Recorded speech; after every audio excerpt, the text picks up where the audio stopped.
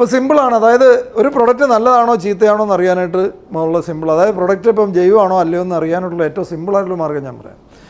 ഈ പ്രൊഡക്റ്റ് ഉപയോഗിക്കുമ്പോൾ അവിടുത്തെ ജീവജാലങ്ങളുടെ എണ്ണം കൂടുകയാണോ കുറയുകയാണോ എന്നാണ് എളുപ്പത്തിൽ മനസ്സിലാക്കാനുള്ളൊരു മാർഗ്ഗം.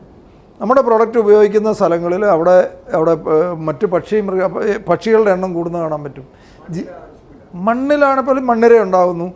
ഈ കരിയിലം പിടച്ച് പോലത്തെ ജീവികൾ ഇത് കാണുമ്പോൾ അറിയാം ജീവികൾ അവിടെ വന്നിരിക്കുന്നുണ്ട്. അതിൻ്റെ അർത്ഥം അവിടെ ലൈഫായി. തേനീച്ച വരും. ഈ കരിയിലം പിടച്ച എന്ന് പറഞ്ഞ പക്ഷിയുണ്ട്. ഇത് അടി വന്ന് ഈ ഇലയിൽ ഇളക്കി പോകുന്നു. ഇവരൊക്കെ വരുന്നത് അവിടെ മണ്ണിൽ ജീവികളുണ്ടല്ലേ വരുള്ളൂ. അത് കഴിക്കാനാണല്ലോ വരുന്നത്.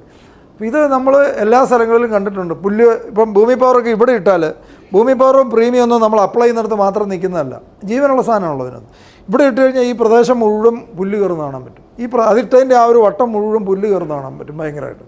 അതൊക്കെ അവിടെ ജീവനുള്ള സാധനങ്ങൾ ഉള്ളതുകൊണ്ടാണ്, ബാക്ടീരിയ വന്നുകൊണ്ടാണ് അതുണ്ടാകുന്നത്. അപ്പോൾ ഇതൊക്കെ അനുഭവത്തിൽ നിന്നൊക്കെ മനസ്സിലാക്കുക. ഗ്രാജുവലി ഓരോ വർഷം ചെല്ലുന്തോറും ഗ്രീൻലാൻഡ് തന്നെ പറയുന്നത് കണ്ടിന്യൂസ് ആയിട്ട് ഇത് ഉപയോഗിക്കുകയാണെങ്കിൽ കുറച്ച് കാലം കഴിഞ്ഞാൽ ചിലപ്പോൾ വളവും തന്നെ വേണ്ടി വരികയില്ലെന്ന് അവർ പറയുന്നത്. മണ്ണ് അത്ര മെച്ചപ്പെട്ട് കയറി വന്നാൽ ചിലപ്പം വളം പോലും ഭാവിയിൽ അധികം വേണ്ടി വരികയില്ലെന്നാണ് അവർ പറയുന്നത്. അത്ര ജെന്യൂനായിട്ടാണ് ഇത് പറയുന്നത്.